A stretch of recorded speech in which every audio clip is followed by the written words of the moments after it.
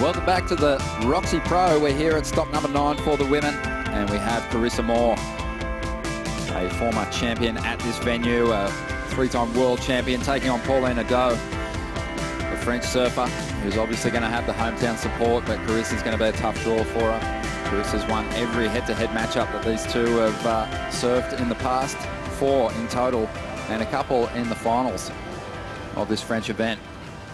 As we see Carissa taking off early here. Beautiful looking wall stretching out. She unloads a nice carve to get things started. Lining up this second section now, and an even bigger version of that same turn. A beautiful move, and it should score well. Wow. Like that turn. I love that second maneuver from Carissa. That board is looking so sparky. Just notice that she's changed up the equipment from Cascais. This is just surfing at its best. I mean, you can just appreciate these lines that Carissa is drawing. The second maneuver, watch that rail as she just lays in and just leaves it there. That line that she draws, just extended for so long.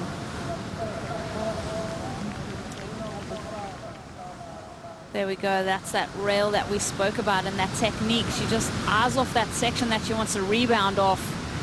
And it's so beautiful as Carissa really starts to open up on that second maneuver. I think we're going to see a huge number to kick off this round 2 matchup. Yeah, for sure. And just seeing Courtney go straight into the 3rd round as well as Tyler Wright, that's already giving them that jump up. And here we see Carissa in this round number 2. She started strong though. And she's up again looking for a backup now. Nice little whip off the top there as she rolls through to the inside. Looking for a big finish, drifts that tail, almost swings the board into a reverse, but not quite, and she goes down. That progressive aspect that Carissa brings is also so exciting. Just watching the dynamic maneuvers she was throwing down in Cascais. I mean, one air reverse, I think it was in round 1. It's just beautiful to see her bring those maneuvers out in a competitive setting. She's gotten more confident at stomping them. Just for our sake, for the entertainment value.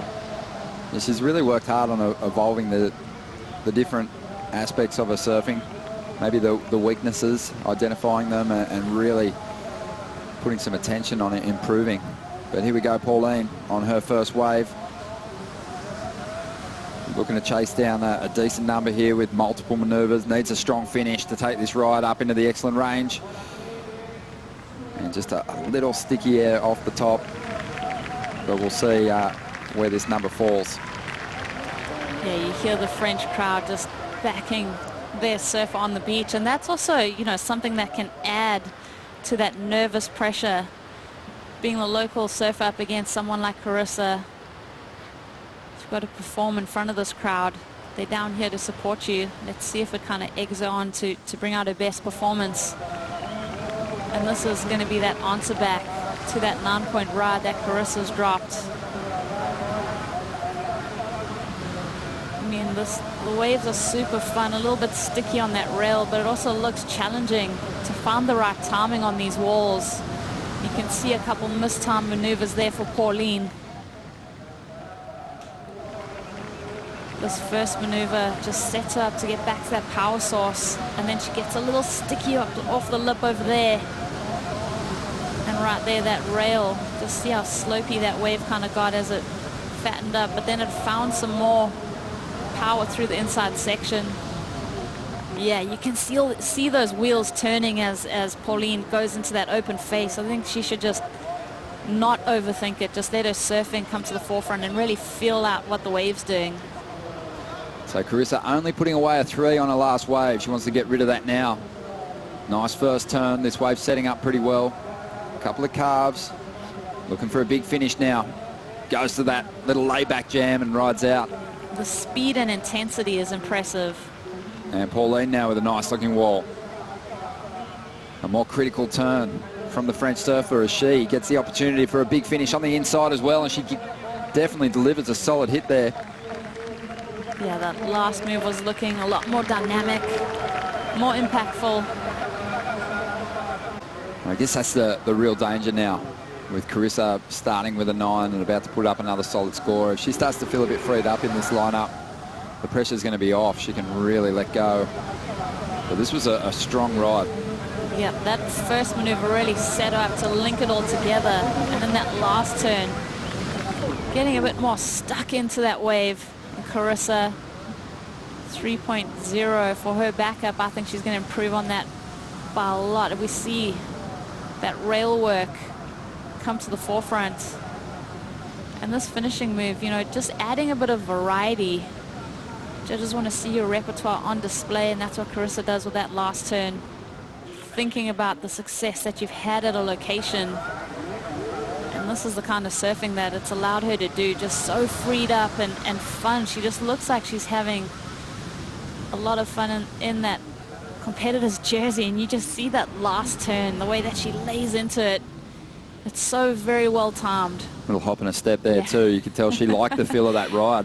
One thing that you can really pick up on, even in those slow-mo replays of Carissa's, is just the speed difference between herself and Pauline. You know, all those surfers that own the biggest turns on the championship tour, men's and women's, also have the ability to generate incredible speed before they let go of those maneuvers. That's really the key to getting those big turns done. And Carissa, that's the model that she's been riding, and what they do at the Monster is that it's a great rocker that then is refined perfectly to the measurements of the athlete going out there and ripping it up like Sally. So just wanted to touch on the fact there should be a significant volume difference, and then the fact that JS has been making the Monster and it refines it each and every time for each athlete. Just give us your thoughts quickly on the equipment that Carissa's riding out there at the moment. It looks like one of the better boards that she's stood on this year. Well, you know that I'm sure she has a hefty quiver. So with that, you're going to see that you have to choose those gems. And with that, you're going to try a lot of different boards. I don't know exactly the model she's going to be on, but I'm sure it's one of those professional models that Matt Bayless makes. And really start to open up. Here we go. Here goes Pauline. She needs a mid-range 8 to break combination here. Some beautiful conditions on offer. Day one of the event window, but that wave just broke away and faded considerably down the line. Carissa out the back. She can get priority now. She can just control the final stages of this heat if she likes. Looks fun out there at the moment. So dreamy. The Hawaiian can't quite get into this one. She's going to lose priority and chalk that up as probably the sole mistake of this heat. There's been a couple of falls, but she's throwing some more risk at sections out there.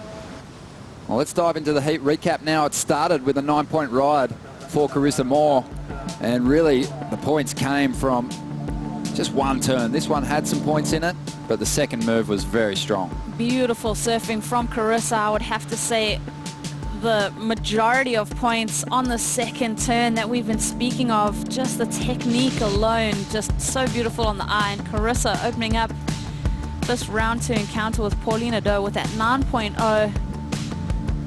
And then straight back at it. More swooping moves for Carissa. So everything we're seeing from Carissa has been so on form.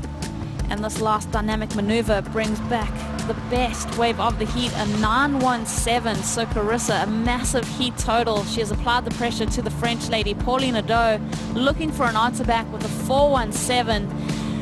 She unleashes a few beautiful forehand turns of her own, sets those fins free. But unfortunately, she is in the grips of Carissa's huge heat total of an 18.17. And priority is with Pauline. Love to see her just get an opportunity to work a wave over for the crowd here that have been so supportive. They've been cheering her through this battle. But how could they not make some noise for this lady as well? Carissa's been on fire. She goes... I thought she was going to go to the air for us there, but why risk the injury? Why risk snapping that board? Exactly. Here we go. Pauline gets that wave. Nice hit there. Beautiful. But just the one turn on offer. So things winding down here in the second heat of round 2. And the 3-time world champ surfing like a champion to get the win over the local surfer, Pauline Ado. And we're now starting to look forward to the next heat here in round 2.